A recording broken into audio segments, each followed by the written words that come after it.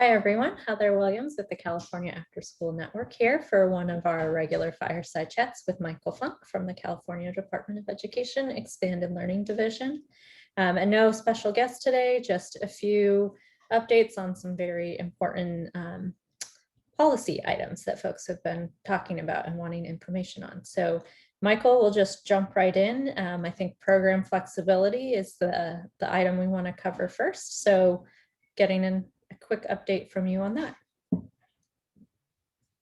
Hey, Heather, nice to see you. And this will be a brief fireside chat. For those that may or may not have heard,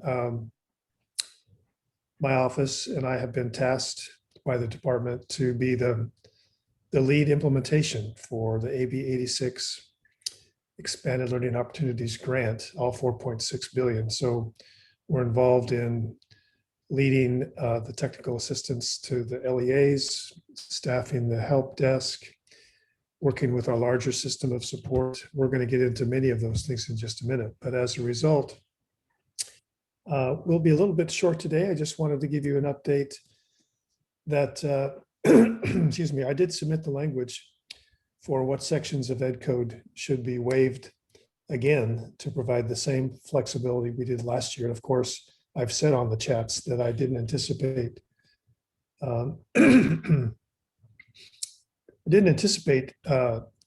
any complications with that. But of course, since then, of course, in the last couple of weeks, we have seen rapid movement with the reopening of schools. And we have seen rapid movement with the vaccine. And I just heard today that the daily vaccination level is almost 3 million doses a day, with all age groups eligible starting next week or the week after. With that, in my conversation with the governor's office and CDE leadership, there is a recognition that there could be a strong probability of schools being fully open in the fall with all students attending every day. And of course, we don't know that to be true. No one has a crystal ball. But with that probability, there was hesitancy to go ahead and move right now on that same flexibility because if schools are in session and as for a full day with all students, then we can't really justify to the legislature and Department of Finance to give the same flexibility to the funding. I realize that brings some insecurity and some unsettledness to the system. We have been in dialogue and expect that during the budget process and the May revise, there will be specific guidance and decisions made and negotiated about that flexibility, what's going to be necessary and when. And that's not just for the expanded learning grants, that's for LEAs and all throughout the system. So it's an unsettling time for all. At the same time, we mentioned on a previous fireside chat that as part of the American Rescue Plan, the ESSER 3, there's a specific set aside coming to California for $150 million for after school and $150 million set aside for summer enrichment can only be spent on that. The decisions about how that money is going to get to the field, through what process, et cetera, is going to be done through the budget process as well. So that's the quick update.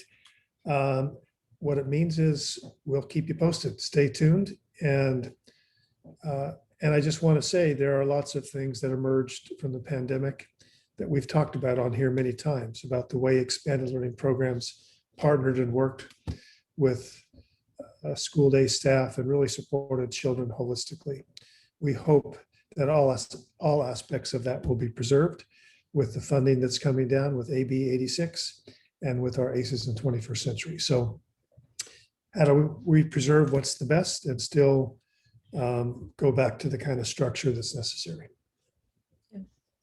Thanks, Michael. Well, I think then we'll move right into chatting about AB86 and the expanded learning opportunity grants. The template for that is now out. The dollar amounts for each LEA are out. I'll make sure to post links to access both of those for whoever's viewing this video. And the ELO grants, as we refer to them, outline 7 different categories of spending, one of which is the after school and summer learning.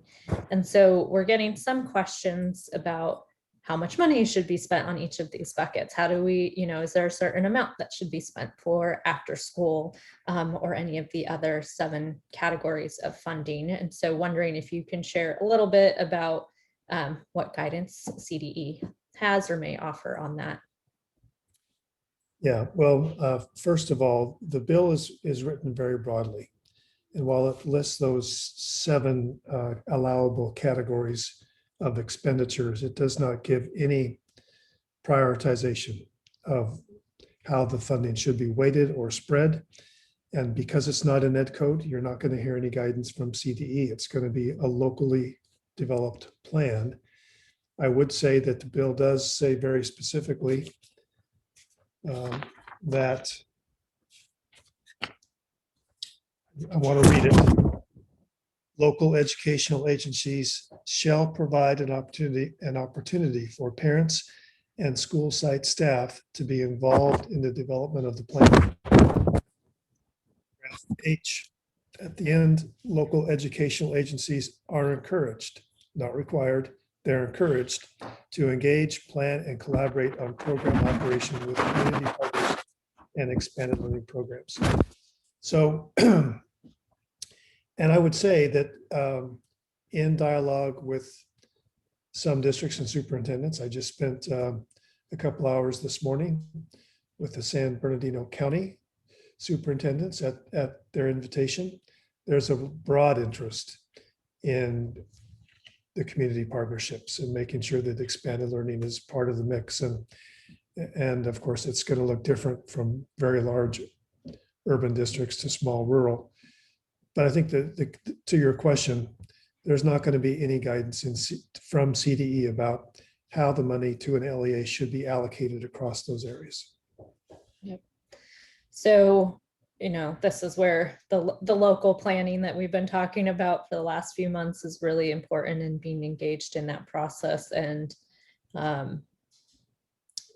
how much money can be spent on after school and summer, however much is needed for your students and your families and your community. So having that planning conversation with those folks, and then figuring out how much money out of that grant should be allocated to that, as opposed to any sort of prioritization or minimum amounts in different buckets. So yeah, I think that's helpful. And Michael, I know you and I have talked about bringing on some different districts or county leadership that might talk about how they're envisioning spending those funds and planning around those funds. So we'll be having those conversations in soon fireside chats in the coming weeks. I think another question that's really coming up besides the amounts and the funding in planning is really around technical assistance. There's a lot of needs. In some cases, folks are going to have to scale up really quickly who already have programs. And then in other cases, there will be districts that don't have programs that are all of a sudden going to want to be running new programs. So how do we support all of those folks and the different needs and ramping up programs in the next 2 months? That's a lot of the thinking. We're thinking, brainstorming, collaborating. We're looking at all the assets in the system and all the resources. There's no additional funding in AB86. I hate to use acronyms, the ELO grants, but the Expanded Learning Opportunities Grant. There's no additional resources in there for technical assistance per se. There is resources in the broader AB86 bill to provide some funding to the California Collaboration for Educational Excellence for additional support to districts. We're in dialogue with them right now. And I know that they are in the process of developing resources for districts as well as providing some coaching. And we've already had an agreement that we want to make sure that we're leveraging, coordinating whatever they're doing with our system of support for expanded learning, which is funded by my office. That's the system of support. That's like LA County Office of Education in Region 11, San Bernardino County and Riverside in Region 10, et cetera. I think most people are familiar with that system.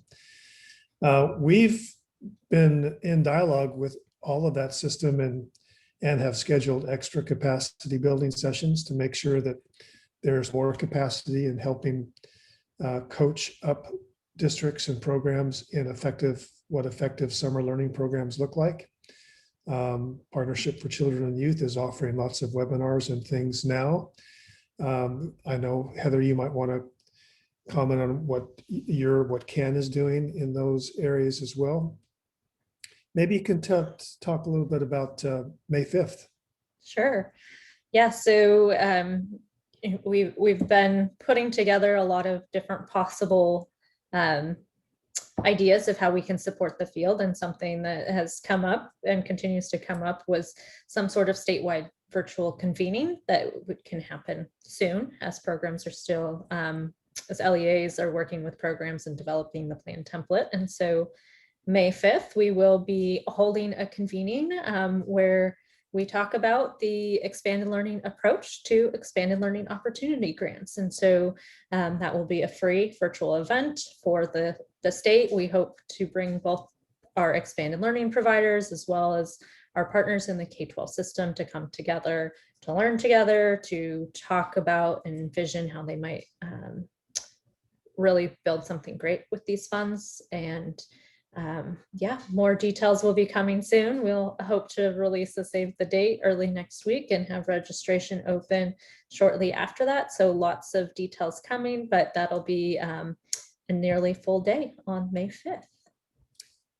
Thanks, Heather. And just so you know, we've given the direction to our system of support that you're likely to be working with districts that aren't current ACEs and 21st century grantees, especially for a district like that hasn't done expanded learning after school summer in the past. And if they want to use some of their funds like that, and it's probably going to be matching some peer districts with another district, peer-to-peer support, coaching.